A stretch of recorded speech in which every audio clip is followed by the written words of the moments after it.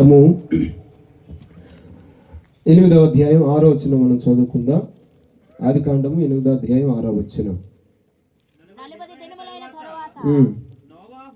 40 దినములైన తరువాత నోవహు తాను చేసిన ఓడ కిటికీని తీసి ఒక కాకిని వెలుపలికి పోవిడిచెను. అది బయటకు వెళ్ళి భూమి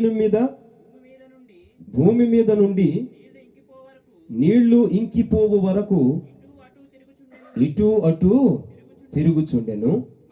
మరియు నీళ్లు నేల మీద నుండి తగ్గినవో లేదో చూచుటకు అతడు తన యొద్ద నుండి నల్ల పావురం ఒకటి వెలుపలికి పోవిడిచెను. నీళ్లు భూమి అంతటి మీద ఉన్నందున తన అరకాలు నిలుపుటకు దానికి స్థలము దొరకలేదు గనుక ఓడలోనున్న అతని యొద్దకు తిరిగి వచ్చాను. హల్లెలూయా, హల్లెలూయా. గమనించండి దేవుని బిడ్డలారా, 2 పాత్రలు ఇక్కడ మనం చూస్తున్నాం, లేక 2 పక్షులను చూస్తున్నాం, లేక 2 విధానాలను చూస్తున్నాం, లేక 2 రకాలైన పరిస్థితులను మనం చూస్తున్నాం. అంటే ఒక కాకి, ఒక పావురం, ఈ 2 కూడా బయటకు విడవబడ్డాయి. ఎందుకు విడవబడ్డాయి అని అడిగితే అవి కేవలం వాటంతట అవి వెళ్ళిపోవడానికి కాదు, వాటికి ఇష్టం వచ్చినట్లుగా అవి సంచరించడానికి కాదు. అవి ఒక ఆదేశం మేరకు పంపబడ్డాయి. ఒక కార్యము నెరవేర్చడం కొరకు అవి వెలుపటికి విడిచిపెట్టబడ్డాయి. అయితే ఇక్కడ జరిగిన విషయం ఏంటి అని మనం ఆలోచన చేస్తే, కాకిని పంపించినప్పుడు అది భూమి మీద ఇంకా నీళ్లు ఇంకిపోలేనందువల్ల చేత అదేం చేస్తుందంట? చెప్పాలి, అందరూ సమాధానం చెప్పాలి. ఏం చేస్తుందంట? మాటలు వచ్చిన వాళ్ళు మాట్లాడాలి. ఏం చేస్తుందంట? ఇటు అటు తిరుగుతుంది. ఇటు అటు తిరుగుతుంది అంటే అర్థం ఏంటి? దానికి తిరిగి మరలా వాడలోకి వెళ్ళడానికి ఇష్టం, అది సంగతి. వాస్తవానికి అది అసలు ఆ రోజున బతికి బట్టగట్టిందంటే, అది క్షేమంగా ఉందంటే, సజీవంగా ఉందంటే, ప్రాణంతో మిగిలి ఉందంటే కారణం ఏమిటి? వాడలో ఉన్నది కాబట్టే సజీవంగా ఉండగలిగింది. అది గనక ఓడలో లేకపోతే ఈ మిగిలితా చచ్చిపోయిన పక్షులు, జంతువులు, మనుషులు, జీవరాశులు అన్నిటికంటే ఇదేమైనా గొప్పదా? గొప్పది కాదు. అందులో ఏ గొప్పతనం లేదు, ఎలాంటి శక్తి దానికి లేదు. ఎందుకంటే అదొక కేవలం పక్షి, ఒక బలహీనమైనటువంటి జీవి. అలాంటి జీవి 40 రోజులు మాట్లాడేది కాడుతున్నారమ్మా. హల్లెలూయా, హల్లెలూయా. 40 దినములు ప్రచండమైనటువంటి వర్షం కురిసి జలప్రళయము జరిగి భూమి అంతా కూడా నీటి చేత నింపబడి మరి ఎత్తుగా నీరు ప్రవాహం జరుగుతున్నటువంటి ఆ పరిస్థితుల్లో ఒక కాకి అది చక్కగా జాగ్రత్తగా ఉండగలిగిందంటే దానికి కారణం ఒకటి ఓడ, రెండవది ఎవరు చెప్పట్లేదు, చూసారా? హల్లెలూయా, హల్లెలూయా. అక్కడ ఆ పరిస్థితుల్లో మనకు కనబడేవి ఒక వ్యక్తి, ఒక వాహనం, ఈ 2. అంటే నోవహు ఉన్నాడు, తర్వాత ఓడుంది. ఓడుండబట్టి అందులో అది నివసించగలిగింది. ఓడలోకి ఎవరు తీసుకొచ్చారు? నోవహు తీసుకొచ్చాడు. నోవహు తీసుకొని రాకపోతే అది ఓడలోకి రాలేదు. ఒకవేళ నోవహు పిలిచినా వాళ్ళందరూ వెళ్ళిపోయినట్లుగా ఈ కాకి కూడా వెళ్ళిపోతే, రాకపోతే ఇది కూడా బ్రతికి ఉండదు. కానీ ఇంత జరిగిన తర్వాత అదేం చేసిందంటే, సరే 5 నెలల పాటు ఎంతో మొత్తానికి ఓడలో ఉన్న తర్వాత బయటకు విడిచిపెడితే ఇది అనుకుంటుంది, అబ్బా నాకు భలే ఏమి హాయి, ఏమి స్వాతంత్ర్యం, ఏమి స్వేచ్ఛ, ఏమి ఆనందము. Enjoy, let us enjoy. Enjoy చేసుకోవడానికి బయట తిరుగుతుంది, అటు ఇటు తిరుగుతుందట. ఈయనేమో ఒక శుభ కార్యము నిమిత్తము, ఒక శుభ వర్తమానము నిమిత్తము బయటికి పంపించాడు. కాకిని నోవహు పంపించడంలో ఒక ఉద్దేశం ఉంది. ఏంటంటే ఈ ఓడలో ఈ కాకి ఒక్కటి మాత్రమే బయట వెళ్ళి తిరగడానికి కాదు, మిగతా ఉన్నటువంటి జీవరాశులు, అందులో ఉన్నటువంటి ఎనమండుగురు కుటుంబము, వీరందరూ బయటికి రావాలి. వీరందరూ బయటికి రావాలంటే వారందరూ బయటికి రావడానికి ఒక వర్తమానికమైనటువంటి ఒక సాధనముగా ఆ కాకిని బయటికి పంపించడం జరిగింది. దేవునికి స్తోత్రం, హల్లెలూయా. ఇలాంటి ఉద్దేశం కలిగి కాకిని బయటికి పంపిస్తే అది చేస్తున్న పని ఏమిటి? తిరుగుతుంది, ఊరమ్మట తిరుగుతుంది. దేవుని బిడ్డలమైనటువంటి మనకి దేవుడు ఒక కట్టుబాటు పెట్టారు. ఏంటంటే మనకు ఒక కర్తవ్యం ఉంది, మనకు ఒక కార్యం ఉంది, మనకు ఒక ఉద్దేశం ఉంది. మనం బ్రతుకుటలో, మనం రక్షణ పొందుట్లో, మనం దేవుని మందిరంకి వచ్చుట్లో, మనం క్రైస్తవులను కావటంలో, ఆయన పిల్లలుగా మనము మార్చబడటంలో, ఆయన సన్నిధిలోనికి వచ్చి ఆయనతో సహవాసం చేయట్లో గల ఉద్దేశము మన కొరకు ఉంది. దేవునికి స్తోత్రం. అందరిలాగా మనం తిరగడానికి మనకు అవకాశము. మగవాడేమో తిరక్క చెడ్డట, ఆడదేమో తిరిగి చెడిందట. ఇది లోక సామెతలు. అయితే ఇప్పుడు మనకేంటి? హల్లెలూయా, హల్లెలూయా. తిరిగితే క్రైస్తవుడు చెడిపోతాడు, లోకస్తుడు తిరగపోతే చెడిపోతాడు. ఎందుకు? వాడు ఎంత తిరిగితే అంత ఆనందం వాడికి, ఎంత తిరిగితే అంత సంతోషం, అంత హాయి, అంత పండగ, అంత మరి ఎంతో వారికి ఆహ్లాదము. దేవుని వాక్యం కూడా ఏం చెప్పిందంటే, వెచ్చగానైనా ఉండు, చల్లగానైనా ఉండు. అంటే ఏంటట? ఈ మాటకు అర్థం ఏంటి? నువ్వు వెచ్చగా ఉండు. వెచ్చగా ఉంటే ఏంటంటే, భక్తులందరూ ఎలా ఉన్నారు? ఏలియా ఎలా ఉన్నాడు? ఎలీషా ఎలా ఉన్నాడు? దానియేలు ఎలా ఉన్నాడు? దావీదు ఎలా ఉన్నాడు? అబ్రహాం ఎలా ఉన్నాడు? ఇస్సాకు, యాకోబులు ఎలా ఉన్నారు? వీళ్ళందరూ ఎలా ఉన్నారంటే వాళ్ళు వెచ్చగా ఉన్నారు. దేవునికి స్తోత్రం.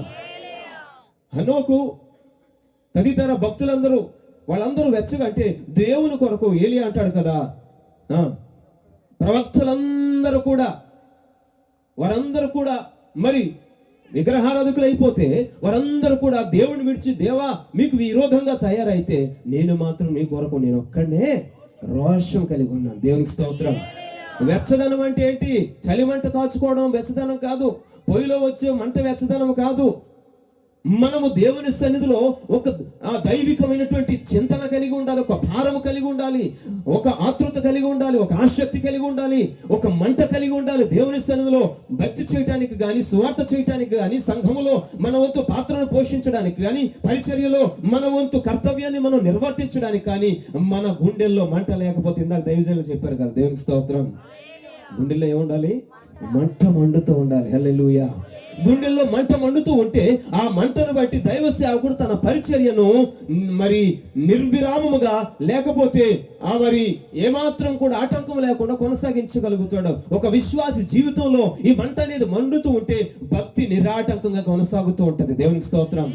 కాకి ఏం చేస్తుందంటే అటు ఇటు తిరుగులాడుతుంది. ఈనాటి క్రైస్తవ జీవితంలో మనము కూడా అటు ఇటు తిరుగులాడుతున్నాం.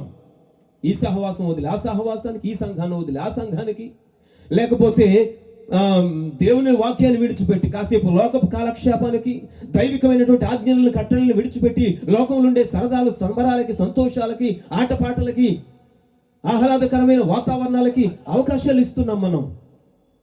పండగ జరుగుతుంటే పండగలోకి వెళ్ళే క్రైస్తవులు ఎంతమందో, తీర్థాలు జరుగుతుంటే తీర్థయాత్రలు చేసే క్రైస్తవులు ఎంతమందో.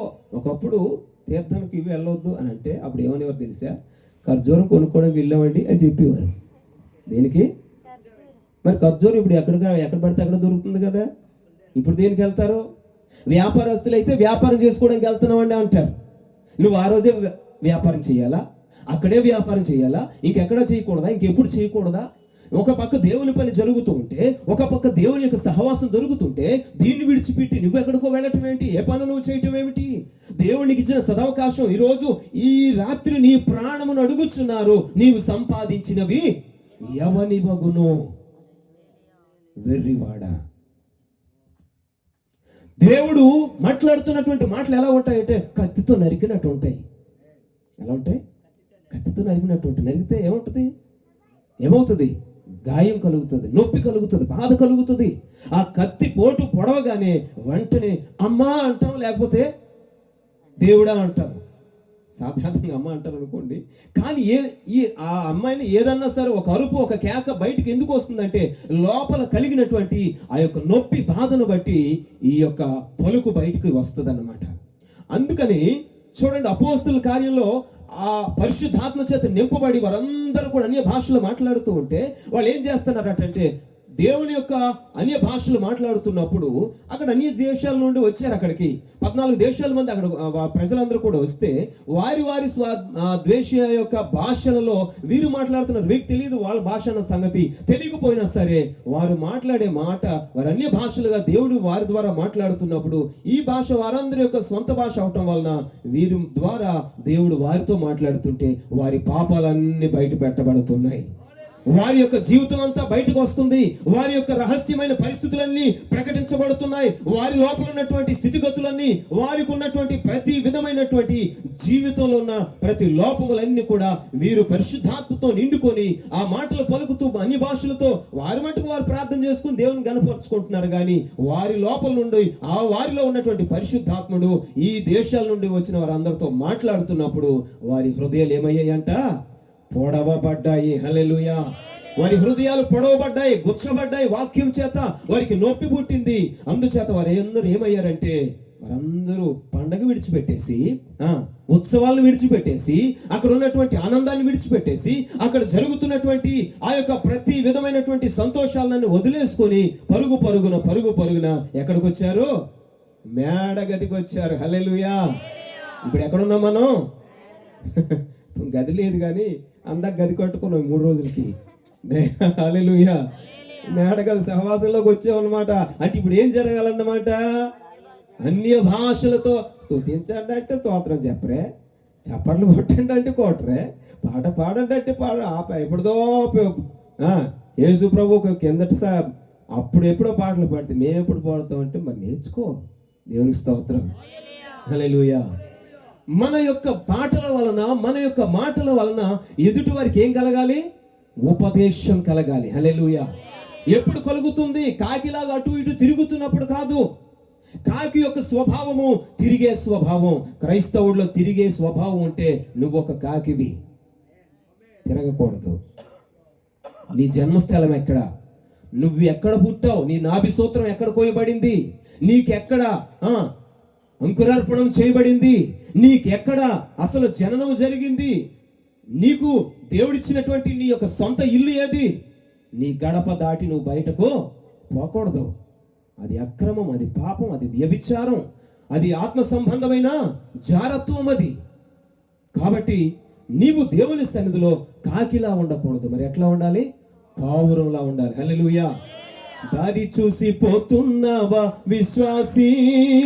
నీవు తీరమేదో గమనించావా విశ్వాసీ? దారి చూచి పోతున్నావా విశ్వాసీ? నీవు తీరమేదో గమనించావా విశ్వాసీ? ఈ లోకం ముళ్ళ బాట, విశ్రాంతి లేని చోట. ఈ లోకం ముళ్ళ బాట, విశ్రాంతి లేని చోట. యేసయ్య జీవపు బాట సాగిపో. చెప్పండి కూడా అందరూ. యేసయ్య జీవపు బాట సాగిపో ఆయన వెంట. యేసుతో నీవు ఉంటావా విశ్వాసీ? నీవు లోకం విడిచి రానంటావా విశ్వాసీ? యేసుతో నీవు ఉంటావా విశ్వాసీ? నీవు లోకం విడిచి రానంటావా విశ్వాసీ? హల్లెలూయా. హల్లెలూయా. ఇంకా మనం అనుకుంటున్నాం క్రైస్తవులం, ప్రార్థన చేసుకుంటున్నాం, ఆదివారం వస్తున్నాం, వాక్యం వింటున్నాం, ఉపవాసం ఉంటున్నాం, దశమ భాగం ఇస్తున్నాం, కానుకలు ఇస్తున్నాం, అన్నీ అనుకుంటున్నాం. కానీ మనం మాత్రం లోకంలో కాకిలాగే ఎందుకు? ఏది మానట్లేదు, ఏది వదలట్లేదు. ఏదో అంటారు కదా, అమ్మోరికి మొక్కులు తీరిపోతాయట, పిల్లలకు ఓపు కూడా తీరిపోతాయట. అంటే 2 వైపులు అయిపోతుంటుంది. అటువైపు అటు అయిపోతుంటుంది, ఇటువైపు ఇటు అయిపోతుంటుంది. ఇది నులువెచ్చని స్థితి, బహు ఘోరం. నులువెచ్చని స్థితి పని చేయదు. లోకంలో ఉన్నవాడు లోకాన్ని సంపూర్ణంగా ఆనందిస్తాడు, కానీ దేవుడిలో ఉన్నవాడు దేవుడిని సంపూర్ణంగా ఆనందించడు. నేను చెప్పింది నిజమా అబద్ధమా? దేవుడిలో ఉన్నవారు దేవుడిని అనుభవించలేని స్థితి ఎందుకుంది అంటే ఎందుకుంది? అక్రమము విస్తరించుట వలన అనేకుల ప్రేమ. అంటే ఈ వాక్యం గురించి మనం ఏమనుకుంటాం అంటే ఒకరికొకరు గుద్దుకోవడం, కొట్టుకోవడం, తిట్టుకోవడం, ద్వేషించుకోవడం, పొడుచుకోవడం, వాళ్ళ మీద వీళ్ళ మీద వాళ్ళు చాడీలు చెప్పుకోవడం అనుకుంటాం. అంటే మనుషుల ప్రేమ గురించి మనం మాట్లాడుకుంటున్నాం. ఇది ఆ విషయాలు ఉంచండి. కానీ అక్రమం విస్తరిస్తే ప్రేమ చల్లారుతుందంటే అసలు మొట్టమొదటి మనం ఆలోచించవలసింది మనుషుల గురించి కాదు, దేవునిపై ఉన్న ప్రేమ మనలో చల్లారిపోతుంది. దేవునిపై మొదట ప్రేమ ఉంటే కదా మనుషులపై ప్రేమ మనకు ఉండేది. దేవుని యందు మనకు ప్రేమ లేనప్పుడు మనుషుల యందు ప్రేమ ఎట్లా ఉంటుంది మనకి? మనుషులను ప్రేమించాలంటే దేవుణ్ణి ప్రేమించగలిగితేనే మనుషులను ప్రేమించగలుగుతాం. దేవుణ్ణి ప్రేమించకుండా మనుషులను ప్రేమిస్తే అదేంటో తెలుసా? అది పాపము. దేవుణ్ణి ప్రేమించే మనుషులు దేవుణ్ణి ప్రేమించినట్లుగా ఆ దైవికమైన ప్రేమతో మనుషులను ప్రేమిస్తే అది దైవిక ప్రేమ. హల్లెలూయా. అలా కాకుండా ఏదైనా సరే దేవుని యొక్క ప్రేమ మనలో లేకుండా మనం స్వకీయంగా మనం ప్రేమించడం మొదలు పెడితే అది శారీరకమైన ప్రేమ, అదే పాపము. ఈ రోజుల్లో అమ్మాయిలను అబ్బాయిలు ప్రేమించుకునే ప్రేమ ఇదే. స్త్రీలను పురుషులు స్త్రీలు ప్రేమించుకునేది, స్నేహితులు ఒకరినొకరు పరస్పరము ప్రేమించుకునేది, ఇదంతా కూడా ఇదే లోకపరమైన శారీరకమైనటువంటి ప్రేమ ఇది. కానీ ప్రేమ అనేది చల్లారిపోకూడదు. దేవుని యందు ప్రేమ ఉంటే ఎంతసేపు ఎందుకు వాక్యం వినాలని నువ్వు అనుకోవు, ఎంతసేపు ఎందుకు ప్రార్థన నువ్వు అనుకోవు, ఎంతసేపు దేవుని సన్నిధిలో ఉండాలా నువ్వు అనుకోవు, ఏంటి సహవాసం ఎంత దారుణమా అని అనుకోవు. అంటే ప్రేమ గనక నీలో దేవుని కొరకు నిజంగా దేవుని యందు ప్రేమ అనేది ఉన్నట్లయితే దేవుని విషయంలో మనము గొనుక్కునే ప్రసక్తి ఉంటుందా? బాగా ప్రేమించుకున్న వాళ్ళు ఎంత మాట్లాడుకుంటారో, వాళ్ళు ఎంత కలిసి తిరుగుతారో కదా. ఇలాంటివన్నీ బాగా తెలుసు, ఇలాంటివన్నీ బాగా చేస్తారు. ఇదే విషయాన్ని దేవునితో ఎందుకు మనం ఆపాదించుకోకూడదు? దేవునితో మనం ఎందుకు దీన్ని అన్వయించుకోకూడదు? ఇదే ప్రేమ దేవునితో మనము మరి తప్పనిసరిగా మనం కలిగి ఉన్నట్లయితే, ఇలాంటి ప్రేమను దేవుని యందు మనం పెట్టుకోగలిగితే అసలు మనం ఎంత భాగ్యవంతులం కదా. హల్లెలూయా, హల్లెలూయా. అంతరంగికమైనటువంటి ప్రేమ, దేవుని యొక్క ఆ ప్రేమ ఎట్లా ఉంటుందంటే అది బాహ్యంగా కాదు, అంతరంగంలో ఉంటుంది. అంతరంగంలో. హల్లెలూయా. నా స్తుతుల పైన నివసించువాడా, నా అంతరంగికుడా యేసయ్యా. నా స్తుతుల పైన నివసించువాడా, నా అంతరంగికుడా యేసయ్యా. నీవు నా పక్షమై ఉన్నావు కనుకే జయమే ఎల్లవేళల జయమే. నీవు నా పక్షమై ఉన్నావు కనుకే జయమే ఎల్లవేళల జయమే. హల్లెలూయా, హల్లెలూయా. దేవుని యొక్క ప్రేమ అంతరంగికమైనటువంటిది, దేవుని యొక్క భక్తి అంతరంగికమైనటువంటిది. కాకికేం తెలుసు ఈ భక్తి సంగతి? తెలుస్తుందా? ఎద్దుపుండు కాకికేం తెలుసు? ఎద్దుపుండు సంగతి అంటారు.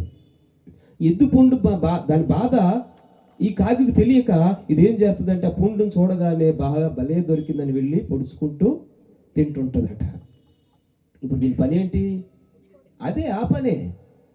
కాకి పని పొడుచుకు తినటమే, దాని ఆహారం అది సంపాదించుకోవడమే, దాని కడుపు అది నింపుకోవడమే, దాని ఆకలి తీర్చుకోవడమే తప్పితే మిగతా విషయాలు దానికి అనవసరం. లోకంలో ఇన్ని విషయాలు ఆకలి తీర్చుకుంటున్నాము మనం, ఎన్ని విధాలుగా ఆకలి తీర్చుకుంటున్నామో.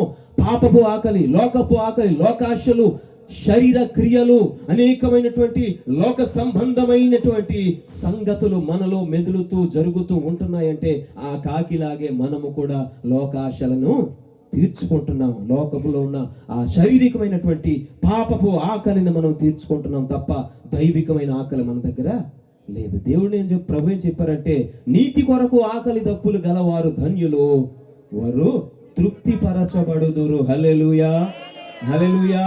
నీతి కొరకు ఆకలి దప్పులు అంటే నీతి అంటే ఎవరు? యేసుక్రీస్తు కొరకు ఆకలైనా దప్పికైనా ఉండాలి.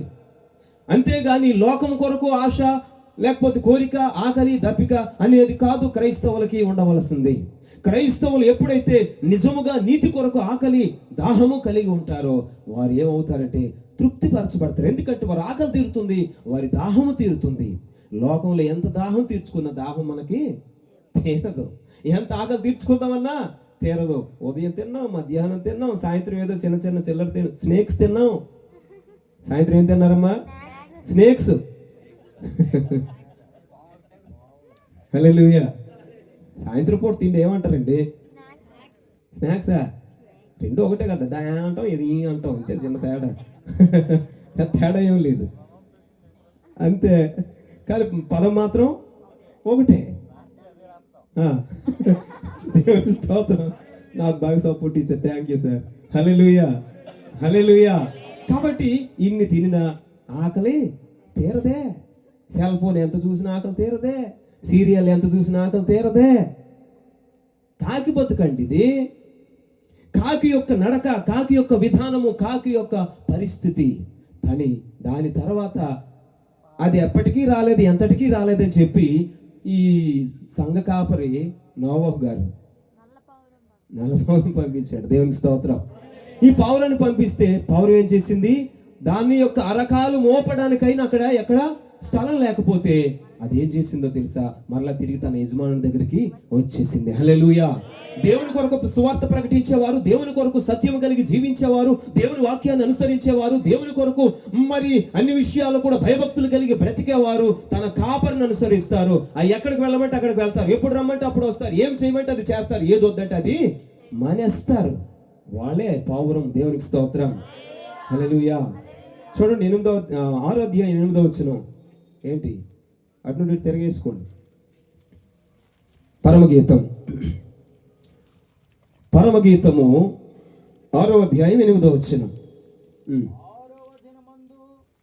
అయ్యా పరమగీతం అండి.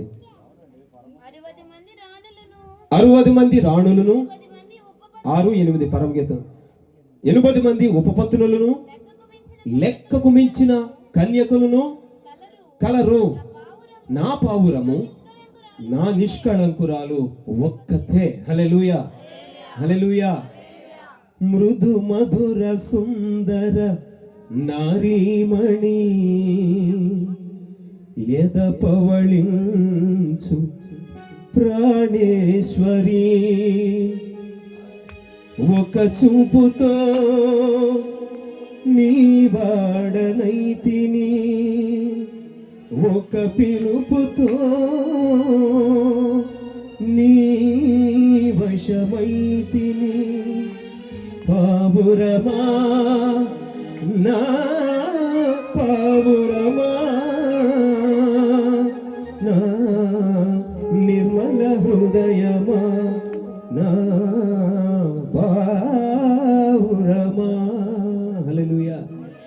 ఈ మాట ఎవరు అంటున్నారంట? ప్రభు అయిన యేసుక్రీస్తు మన కొరకు పాడుతున్న పాట. హల్లెలూయా. ఆయన పావురం ఎలాంటిదంటే, నా పావురము, నా నిష్కళంకురాలు ఒక్కతే. 60 మంది రాణులు, 80 మంది ఉపపత్నులు, లెక్కకు మించిన కన్యకలు. అంటే భూమి మీద చాలా సంఘాలు ఉన్నాయి, చాలా సంస్థలు ఉన్నాయి, చాలా డినామినేషన్స్ ఉన్నాయి, చాలా రకాలైనటువంటి ఎన్నెన్నో క్రైస్తవ తెగలు ఉన్నాయి.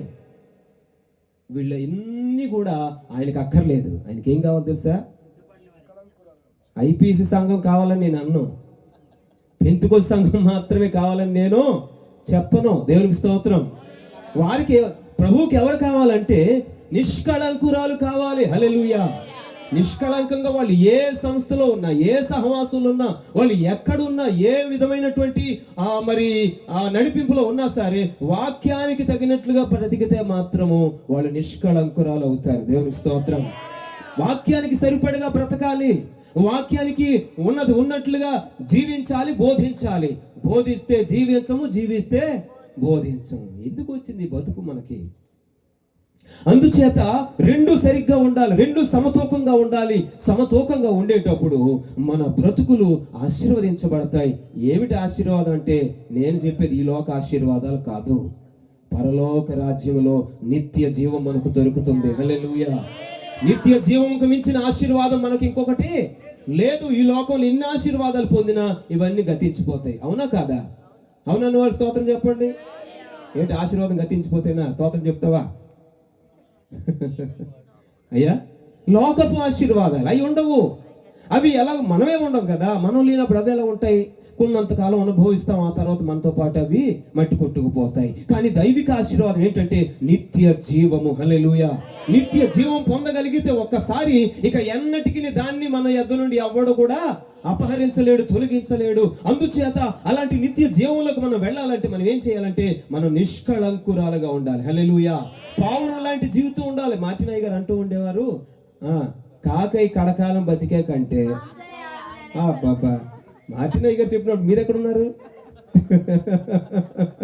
హల్లెలూయా. నేనే మీ అంత లేనప్పటికి. అయితే నిజమే అంటే అర్థం, కాకిలా కడకాలం అది తిరుగుతుంది అటు వెళ్తుంది ఇటు వెళ్తుంది. మనం దాన్ని ఏం చేస్తున్నాం అంటే మనం తిట్టుకుంటున్నాం. చూసారా, మనం కూడా కాకిలా బ్రతికితే మనల్ని కూడా ఎంతమంది తిట్టుకుంటారో, ప్రభు మనల్ని ఎంతగా తిట్టుకుంటారో. మరి దేవుని సన్నిధిలో మన యొక్క స్థితిగతులు మనం తెలుసుకోవాలి, మనం సరి చేసుకోవాలి, పావురంలా బ్రతకాలి. ఎందుకంటే నిష్కళంకురాలు. ఎవరు నిష్కళంకులు అంటే ఒకసారి ఎఫెసీ పత్రిక 4వ అధ్యాయంలో 22వ వచనం మనం చూసుకుందాం. 4:22.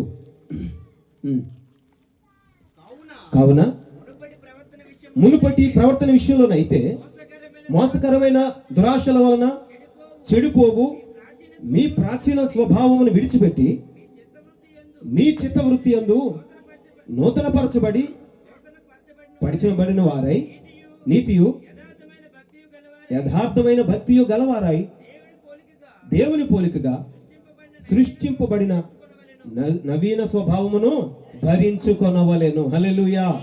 హల్లెలూయా. మనము మునుపు ఎలా ఉండేవాళ్ళమంట?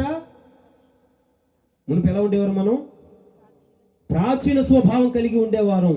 మునుపు ప్రాచీన స్వభావము, ఆ ప్రాచీన స్వభావం అనుసరించి చేసిన క్రియలు, ఇవన్నీ కాకి యొక్క లక్షణాలు, కాకి ఉన్నటువంటి ఆ యొక్క పరిస్థితులు. వాటన్నిటిని విడిచిపెట్టుకొని మనం ఎలా మారాలంటే నవీన స్వభావంలోకి రావాలి. దేవునికి స్తోత్రం. పావుర స్వభావంలోనికి రావాలి. పావురము కంట చేదు కట్ట ఉండదంట. దేవునికి స్తోత్రం. హల్లెలూయా. హల్లెలూయా. అంటే ఒక్కొక్కరు అది అనుకరణ, ఆ భాషను ఒక్కొక్కరు ఒక్కొక్క విధంగా చెప్తారు, అంతే తేడా. అయితే ఈ చేదు కట్టు అనేది లేదు అంటే అర్థం ఏంటంటే అసలు దాంట్లో చేదే లేదంటే అసలు పాపమే. బాహ్య పక్షికి చేదు లేదు అంటే ఆత్మ సంబంధమైన పక్షికి పాపము లేదని అర్థం. దేవునికి స్తోత్రం. మనం ఆత్మ సంబంధమైన పక్షులు పావురాలుగా ఉండాలి. మనం లోక సంబంధమైన పక్షులు కాకుల్లా ఉండకూడదు. మనము కాకుల్లాగా హంసల్లాగా ఉండకూడదు. కాకులు హంసలు కలిసిపోయినట్లుగా ఉండకూడదు. మనము పావుర స్వభావం, పావురం యొక్క లక్షణము, పావురం యొక్క లక్షణం ఏంటంటే నిష్కళంకత. హల్లెలూయా. ఆయన ఎందుకు వచ్చారు ఈ లోకానికంటే సంఘము తన ఎదుట మచ్చైనను ముడతైనను కళంకమైనను అట్టిది మరి ఏదైనను లేక నిర్దోషమైనది గాను మహిమగల సంఘము గాను ఆయన తన ఎదుట మనల్ని నిలబెట్టుకోవాలని వాక్యము చేత ఉదక స్నానము చేత మనల్ని పవిత్రపరిచి పరిశుద్ధపరచడానికి తన్ను తాను లోకానికి వచ్చి అర్పించుకున్నారు. హల్లెలూయా. హల్లెలూయా.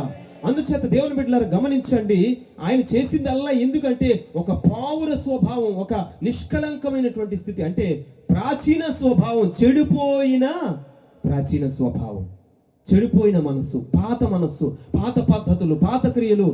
ప్రభువు నమ్ముకున్న తర్వాత కూడా అవే చేస్తే ఇంకా కాకులమే మనం. దేవుడు నమ్ముకున్న తర్వాత కూడా ఇంకా మనము లోకపు ఆచారాలు, లోకపు సాంప్రదాయాలు, మనం 12వ అధ్యాయం 2వ వచనం రోమపత్రికలో చూసినప్పుడు మీరు ఈ లోక మర్యాదను అనుసరించకూడదు. హల్లెలూయా. ఈ లోక మర్యాదలను ఆ కాకి ఏం చేస్తుందంటే లోకంలో ఉన్న పక్షులాగా అలాగే తిరుగుతుంది. మనము క్రైస్తవులు దేవుని బిడ్డలము అనుకుంటూనే మనము కూడా లోకస్తులాగే ప్రవర్తిస్తున్నాం. వాళ్ళు చేసేవే మనము చేస్తున్నాం. వాళ్ళకి మనకి ఇక తేడా లేదు. అంటే ప్రాచీన స్వభావంలోనే ఉన్నాం, చెడిపోయిన స్థితిలోనే ఉన్నాం, కాకి యొక్క ఆ స్థితిలోనే జీవిస్తున్నాం. అందుకని పావుర స్వభావము, పావురము యొక్క లక్షణాలు మనలో ఎప్పుడైతే నిమిడీకృతం అవుతాయో అప్పుడు మాత్రమే మనము ఎత్తబడిన సంఘములోనికి చేర్చబడతాము. దేవుని బిడ్డలారా గమనించండి, ఎత్తబడిన సంఘము యొక్క ఆ యొక్క అనుభవంలోనికి మనం చేర్చబడాలి. మనం ఎంతకాలం భక్తి చేశామా, ఎంతకాలం క్రైస్తవులమై ఉన్నామా, ఎప్పటి నుండి మనము దేవుడు నమ్ముకున్నామా, ఎన్నాళ్ళు బట్టి మరి ఇలాగును ప్రార్థన చేసి వాక్యం వింటున్నామంటే ఇవన్నీ లెక్కల్లోకి రావు. కానీ మనము దేవుని యొక్క సన్నిధిలో నమ్మకస్తులంగా బ్రతకగలిగితే, నిష్కళంకంగా బ్రతకగలిగితే, ప్రాచీన స్వభావం విడిచిపెట్టుకోగలిగితే, దేవుని కొరకు ఒక మంచి స్వభావమును ధరించుకొని మనము సంపూర్ణంగా మారి రూపాంతర అనుభవంలోనికి చేర్చబడితే ఖచ్చితంగా మనము ఎత్తబడిన వధువు సంఘంగా మార్చబడతాం. హల్లెలూయా. ఎన్నెన్నో క్రైస్తవులు ఎన్నెన్నో రకరకాలైనటువంటి పరిచర్యలు ఉన్నప్పటికీ కూడా 60 మంది రాణులు, 80 మంది ఉపపత్నులు, లెక్కకు మించిన కన్యకులు. అంటే అనేక శాఖలు ఉన్నాయి, అనేకమైనటువంటి సహవాసాలు ఉన్నాయి, అనేకమైనటువంటి రాణులు. అంటే ఈ అసలు క్రైస్తవులు అంటే మనం కాదు, తెలుసా మీకు? లోకం దృష్టిలో క్రైస్తవులు ఎవరు? రోమన్ క్యాథలిక్ మిషను, అదొక రాణి ఈ భూలోకానికి. ఆ రాణి, ఇలాంటి రాణులు ఎంతమంది ఉన్నా సరే ఈ రాణులందరూ దేవునికి పనికిరారు. ఎందుకంటే నిష్కళంకంగా ఉండేవాళ్ళు కావాలి, నూతన పరచబడేవారు కావాలి, మారు మనసు పొందిన వారు కావాలి, దేవుని కొరకు పశ్చాత్తాపం కలిగి ఎప్పటికప్పుడు జీవితాన్ని శుద్ధీకరించుకొని ఆయన సన్నిధిలో సరిచేసుకొని క్రమపరుచుకొని ఆయన మాట విని ఆయన అడుగు జాడల వెంబడి నడిచేవారు మాత్రమే ఆయనకు కావాలి. దేవునికి స్తోత్రం. హల్లెలూయా. అందుచేత ఈ సంవత్సరంలో దేవుడు మనల్ని ఏం కోరుకుంటున్నారంటే నిష్కళంకంగా ఉండాలని కోరుకుంటున్నారు. ఈ సంవత్సరంలో ఒక దేవుని కొరకు విలువైన పాత్రగా ఉండాలని కోరుకుంటున్నారు. ఒక కాకి లాంటి స్వభావాన్ని విడిచిపెట్టి ఒక పావురం లాంటి ఒక పవిత్రమైన స్థితిని మనం పొందాలని దేవుడు కోరుకుంటున్నారు. ఎందుకంటే మనము ఆయనకి ఎలా ఉండాలంట? నిష్కళంకురాలుగా, ఒక కన్యకగా, తనకు ఇష్టమైనటువంటి ఒక మంచి మరి సంఘముగా ఆయన ప్రక్కన కూర్చోగలిగినటువంటి ఒక యోగ్యమైనటువంటి స్థితి కలిగినటువంటి మరి ఎత్తబడేటువంటి గుంపులో ఉండే ఒక సంఘంగా ఉండాలని ఆయన కోరుకుంటున్నారు. ఆ విధంగా ఎవరైతే ఉండడానికి ఆశపడతారో, ఎవరైతే దాని కొరకు సిద్ధపడతారో, ఎవరైతే దాని కొరకు ప్రార్థన చేస్తారో, ఎవరైతే దాని కొరకు కన్నీరు కారుస్తారో, ఈ లోకంలో మనకి ఎప్పుడు కూడా మన పరిస్థితులు ఏంటి అంటే మనం అంతా కూడా బాగుండాలి, చక్కగా బట్టలు కట్టుకోవాలి, చక్కగా మరి ధరించుకోవాలి, ఇల్లు బాగా తయారు చేసుకోవాలి, చదువుకోవాలి, ఉద్యోగం చేసుకోవాలి, పెళ్లి, వివాహం, మరి సంతానము, ఇవన్నీ కూడా అన్నీ ఉంటాయి. కానీ అసలైందే ఉండదు మనకి. అసలైందేంటి? భక్తి జీవితం. ఈ లోకంలో బ్రతకడానికి ఇన్ని సంపాదించుకుంటున్నాం, పరలోకంలో బ్రతకడానికి ఒక భక్తిని మనము చేయలేకపోతున్నాం, సంపాదించలేకపోతున్నాం. కాబట్టి దేవుని బిడ్డలారా, నోవహును విడిచిపెట్టినటువంటి ఆ యొక్క కాకి ఆ లోకంలోనే కొట్టుకొని పోతుంది. కానీ నమ్మకం కలిగినటువంటి పావురము ఆయన దగ్గరకు వచ్చి ఆయన మరలా అనుసరించింది. జాగ్రత్త, నువ్వు సంఘములో ఒక మంచి పాత్రగా ఉండాలి, మంచి విశ్వాసిగా ఉండాలి, పావురం లాంటి విశ్వాసిగా ఉండాలి. నీవు ఒక మరి దేవునికి అనుకూలమైన దేవుని యొక్క సంఘములో ఆయన యొక్క బిడ్డలకు తగినటువంటి లక్షణాలు దేవుని వాక్యం తిమోతి పత్రికలో ఏం చెప్తుందంటే, స్త్రీల కొరకు భక్తి కలిగిన స్త్రీలకు తగినట్లుగా ఉండాలట. హల్లెలూయా. భక్తి కలిగిన స్త్రీలకు తగినట్లుగా, అంటే భక్తి కలిగిన సంఘములకు తగినట్లుగా మనం బ్రతికితే దానిని బట్టి దేవుడు మనల్ని హెచ్చించి ఉన్నతమైన స్థితిలోనికి నడిపించి పరలోక రాజ్య వారసులుగా మనల్ని తీర్చిదిద్ది ఆయన రాకడలో మనల్ని ఎత్తబడే గుంపులో చేరుస్తారు. అలాంటి కృప మనందరికీ దేవుడు దయచేసి నడిపించిన గాక. ఈ మాటలు ప్రభు దీవించిన గాక.